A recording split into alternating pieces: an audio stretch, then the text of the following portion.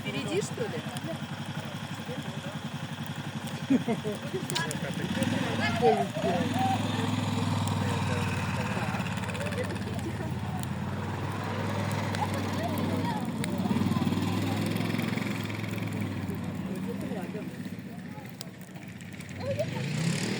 Только его пацаны шлепают потом, своих привязали.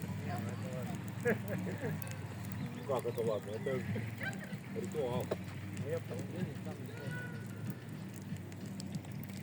Никаких объективных причин. А кто скипывал?